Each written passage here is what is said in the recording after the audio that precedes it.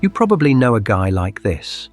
32 years old, good job, emotionally intelligent, the kind of man who actually texted back, who said what he felt, who showed up. And somewhere between his late 20s and now, he quietly changed. Not overnight. No dramatic moment where he decided to stop caring. It happened one unrewarded risk at a time, until the default setting just became low investment, low exposure, low pain. He didn't become cold. He became rational. Emotional unavailability in men isn't a personality defect. It's a learned survival response to a system that punishes openness. And the fact that we keep treating it as a character flaw is exactly why the pattern keeps spreading. So let's look at what's actually happening.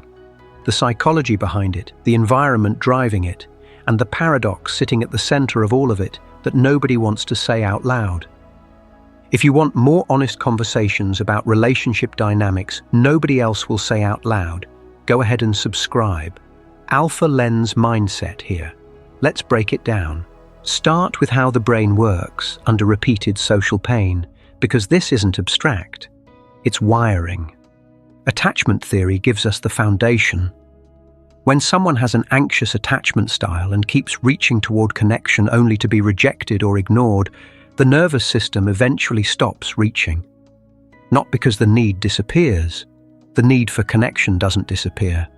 It's biological, but because the brain learns to associate vulnerability with danger.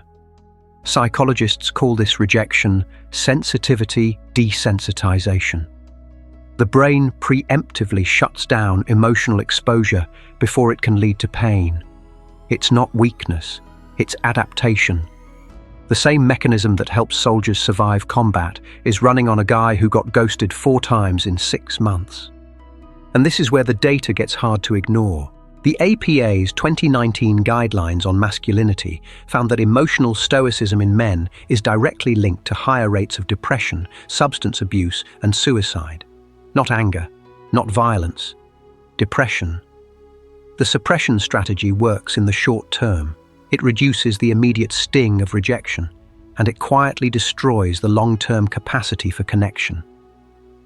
Men who go numb to protect themselves from dating pain don't get to selectively apply that numbness. It bleeds into friendships, into how they process loss, into whether they reach for help when things get bad, and things are getting bad. The Survey Center on American Life tracked something that should be alarming to anyone paying attention. In 1990, 3% of men reported having no close friends. By 2021, that number had climbed to 15%. Not a blip, a trend line moving steadily in one direction. Men are becoming more isolated, not less, at exactly the moment when the cultural conversation claims to be pushing for male emotional openness. Then factor in the NIMH data. Men are 4 times more likely to die by suicide than women, and 3 times less likely to seek mental health support. The gap between what men are carrying internally and what they're expressing externally is not closing.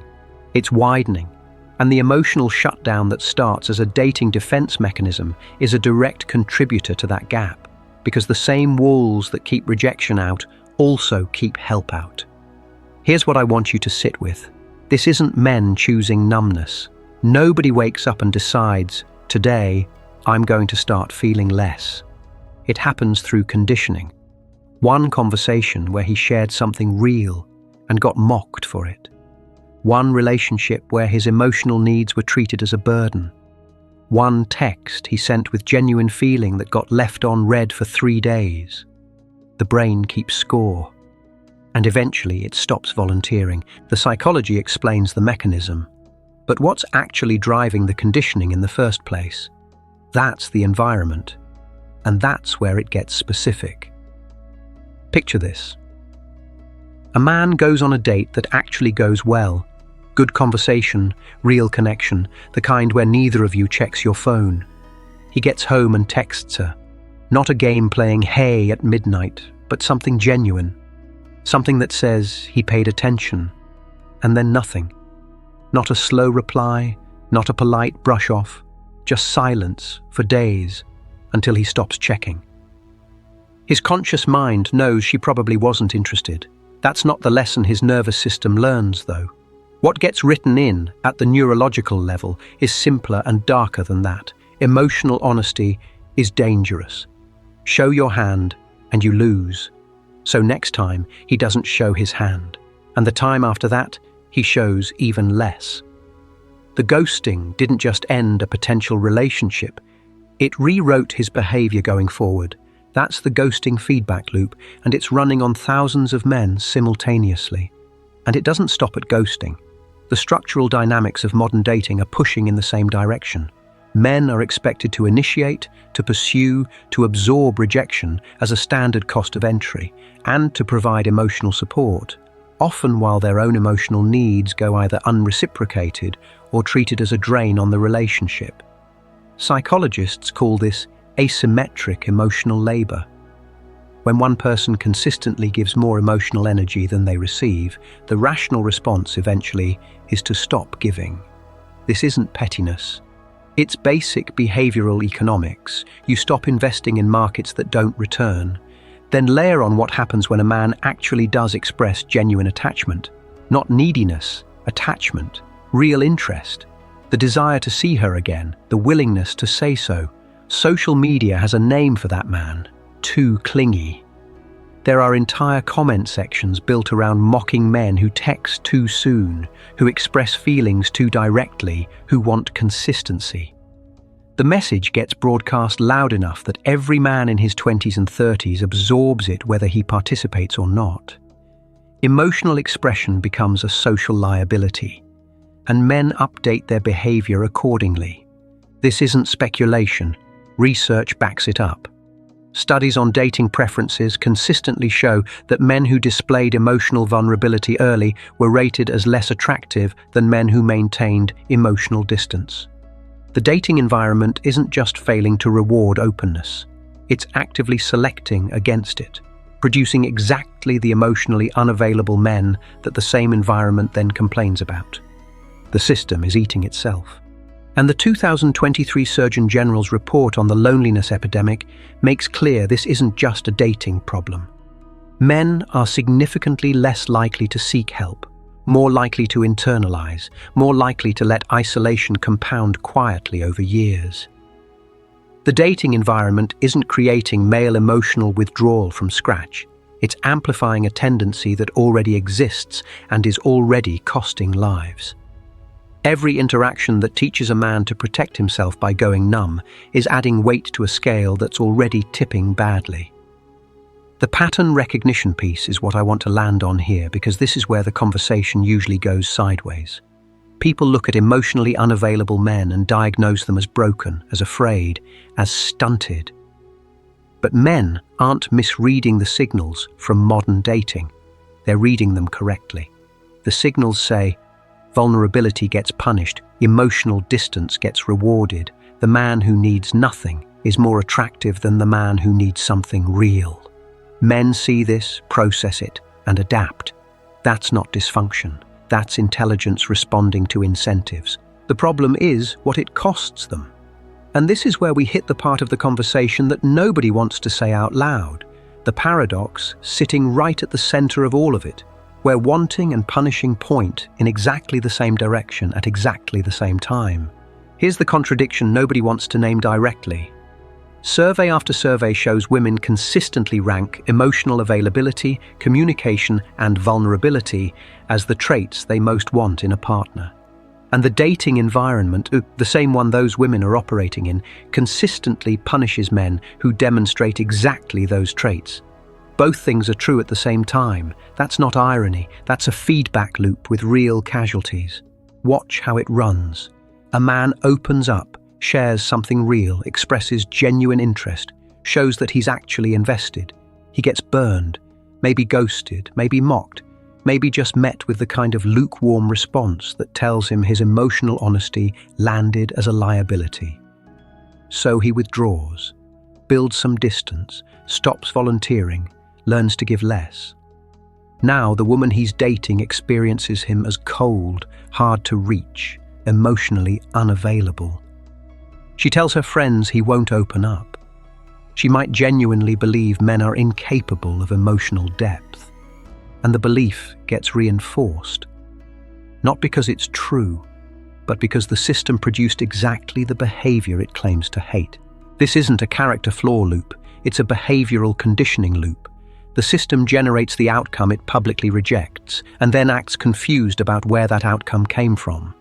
The culture runs the same contradiction on a wider scale. The emotionally unavailable man is the villain in every romantic comedy, the one who needs to be cracked open, softened, taught to feel by the right woman. He's also, in actual lived dating experience, the one who survives, the one who doesn't get mocked for texting too fast or wanting too much, the one who gets described as mysterious instead of needy. Culture sends both signals simultaneously. Be open, be vulnerable, be communicative, and watch what happens to men who actually do that without armor. The rom-com lesson and the real-world lesson are directly opposed, and men are living in the real world. What this costs men specifically goes further than failed relationships. The emotional shutdown that starts as dating armor doesn't stay contained to dating. The same walls that keep rejection out, keep grief out, keep loss out, keep the kind of male friendships that require actual depth out. A man who has trained himself not to need anything emotionally from a romantic partner has usually trained himself not to need anything from anyone. That's not strength. That's a slow narrowing of what life can actually contain. And the societal cost is not abstract. The Surgeon General's loneliness report isn't describing a wellness trend. It's describing a structural failure. Isolated men are more vulnerable to radicalization, to depression that goes untreated for years, to disconnection from the community structures that give people a reason to stay engaged. Emotional unavailability doesn't stay in the apartment of a 32-year-old who got burned a few times. It scales. So where does that leave a man who recognizes this pattern in himself? Emotional unavailability as a permanent default is a survival mechanism that outlived its job. It made sense when the environment was actively punishing openness. But survival mechanisms don't come with an expiration date. You have to install that yourself. The upgrade isn't going back to indiscriminate openness. It's emotional calibration, being fully present where trust has been earned, maintaining protective distance where it hasn't. That's not coldness, that's discernment. Those two things are not the same, and conflating them is what keeps men locked in the shutdown indefinitely. Here's the practical piece. This week, identify one relationship where you've been withholding. Not a dating app match, not someone who's given you no reason to trust them, but someone who has actually shown up for you. Practice one deliberate act of emotional honesty with that person. Not a confession, not a breakdown, one honest thing. See what happens when the wall comes down somewhere it was never necessary. The men who figure this out aren't the ones who never learned to protect themselves, and they're not the ones who stayed shut down forever. They're the ones who learned to tell the difference. Drop a comment. Fully shut down, selectively open, or still figuring it out. I want to know where you actually are. Alpha Lens Mindset here. Thank you for watching. Stay sharp.